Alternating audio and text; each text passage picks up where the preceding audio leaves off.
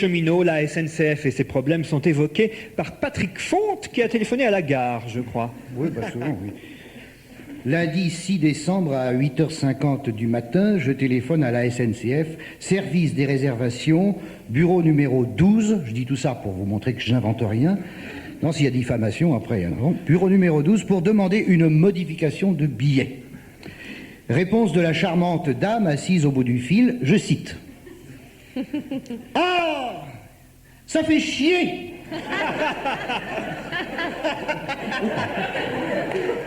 Je bosse pas pour rien. Je refais la réservation. Gling. Il y a quelque temps, la SNCF nous avait claironné cette phrase prophétique. Nous avons tant de choses à nous dire. Eh bien, ce lundi-là, à 8h50, j'ai été comblé. Parce que quand on vous répond au téléphone, « Ah, ça fait chier !» Mais je crois que tout est dit. Et qu'on ne saurait en dire davantage sur le désir de communication de la SNCF.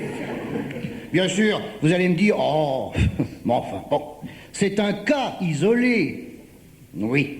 Le problème, c'est que tout le monde a connu un cas isolé en téléphonant à une gare. Et un cas isolé multiplié par tout le monde, ça laisse des doutes sur l'isolement du cas. À 8h50 ce lundi-là, j'étais à peine réveillé, et je dois dire que le fait d'entendre « Ah, ça fait chier !» m'a un peu choqué. Non pas pour le vocabulaire, car dans ce domaine, j'ai une avance de quelques années-lumière. Mais par le fait que, demandant à quelqu'un de faire son métier, tout simplement, modifier une réservation, je me voyais accusé de lui accélérer le transit intestinal sans qu'elle eût envie d'aller à la selle.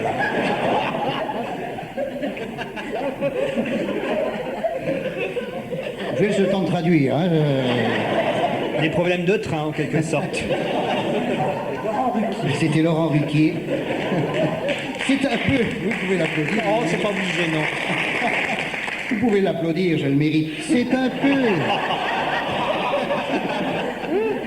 un peu comme si, arrivant chez le boucher, pour lui demander un steak dans la bavette, il me répond illico, nique ta mère, nique ton père, et si t'as un chien, laisse-le-moi.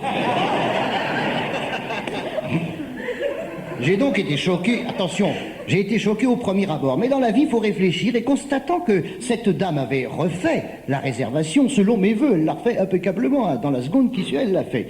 Je me suis dit, mais ne serait-ce pas là une nouvelle forme de communication entre l'usager et le fonctionnaire?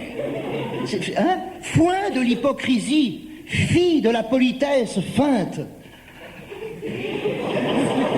Maintenant, on se dit tout ce qu'on a sur les tripes. Quand cette dame a dit « Ah, ça fait chier !» elle était au top de la sincérité. Elle aurait pu dire « Oui, révélation, j'ai été chancée, elle était un fumeur, on était dans la veine, et une fois qu'elle lui raccrochait, quel con ce con! Il sait pas ce qu'il veut, merde! Là, elle a tout de suite abattu sa carte. Honnêtement, c'est la raison pour laquelle je me permets d'encourager tous les standardistes de la SNCF à abonder dans ce sens. Et voilà ce que ça pourrait donner dans quelques temps. Allô, enculé?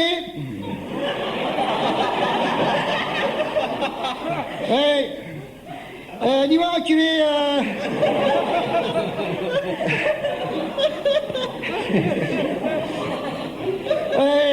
Laurent Gérard, on se calme. C'est dimanche. Le bureau des réservations, bordel. Ouais, ici le bureau des réservations, putain. Ouais, je voudrais connaître le prix d'un tarif de groupe de PD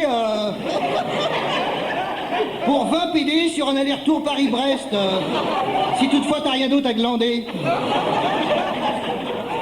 Ouais, 20 PD Paris-Brest. Attends, je vais consulter le bouquin, je te dis ça dans 10 minutes. Pendant ce temps-là, tu vas te faire mettre. Patrick. Pendant ce temps-là, il y a la moi, messe. hein.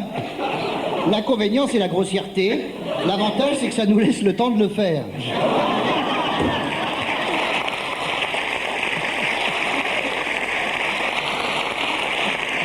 Et là, mesdames, messieurs... Mais si, c'est possible. Oui, oui. C'était Laurent Ruquier qui était à la barre des témoins. Et enfin s'accomplira la prophétie énoncée par la SNCF il y a plus de 20 ans. Soyez en forme, prenez le train.